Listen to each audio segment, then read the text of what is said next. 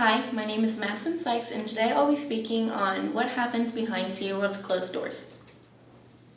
SeaWorld was first established on March 15, 1959 by four men by the names of George Millay, Ken Norris, Milt Shedd, and David DeMont. SeaWorld is most commonly known for their star orca, Shamu, who was the fourth orca ever caught in the whole world. The original Shamu died only after 6 years of performing at SeaWorld. But now, many years later, each of the three SeaWorld parks now have their own star orca who perform under the name of Shamu. Unfortunately, SeaWorld is actually a very cruel and corrupt company that abuses their animals and allows them to become depressed and should be boycotted and shut down for good. Many people don't realize the true abuse that happens to these animals that live at SeaWorld.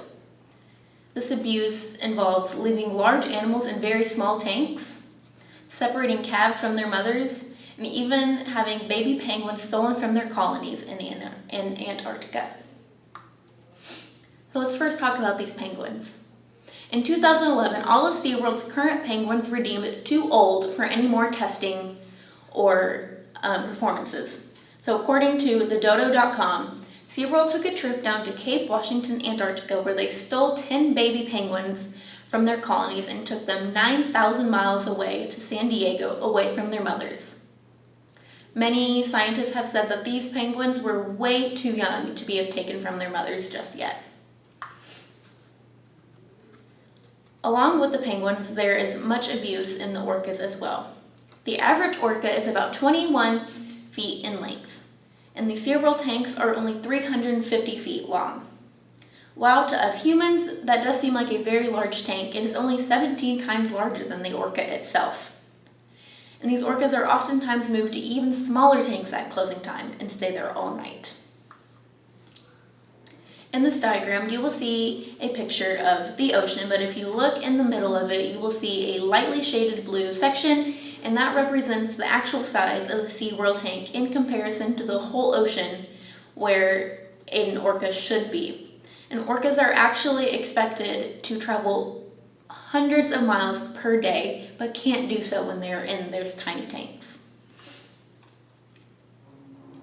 Not only is there physical abuse, there's emotional abuse as well. This brings us to the story of Mother Kasaka and her calf, Takara. Takara was taken from her mother very prematurely.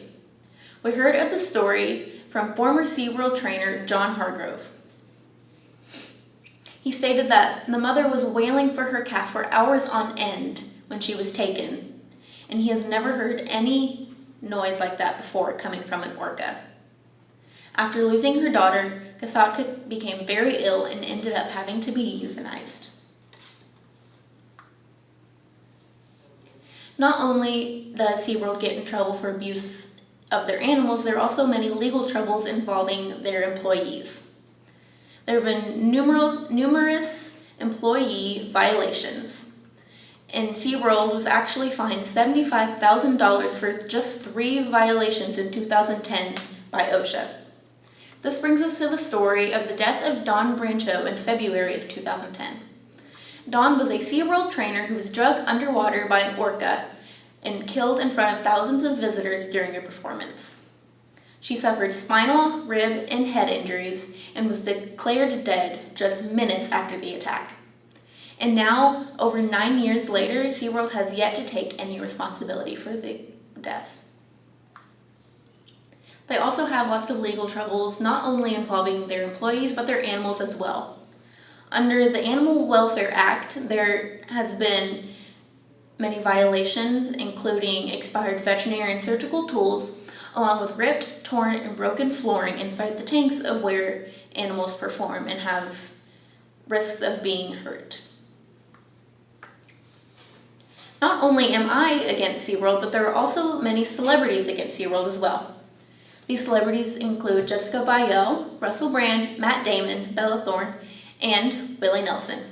According to CNN.com, Willie Nelson actually had a concert scheduled at SeaWorld Orlando in 2014. When one of Nelson's fans found out about this, he started a petition to get Nelson to cancel the show, and the petition actually got over 9,000 signatures. Upon seeing this, Nelson decided to watch the popular Netflix documentary Blackfish. After seeing this documentary, he decided to cancel his show. Nelson and the band stated that they did not feel comfortable performing at SeaWorld at this time. SeaWorld still claims to be a safe organization despite all of their animal abuse and countless safety violations. SeaWorld no longer deserves to have their doors open, and I hope that you guys can now join me in saying that it is up to us to save these animals from this abuse. SeaWorld is no longer just SeaWorld. It is a SeaWorld of hurt, where happiness tanks.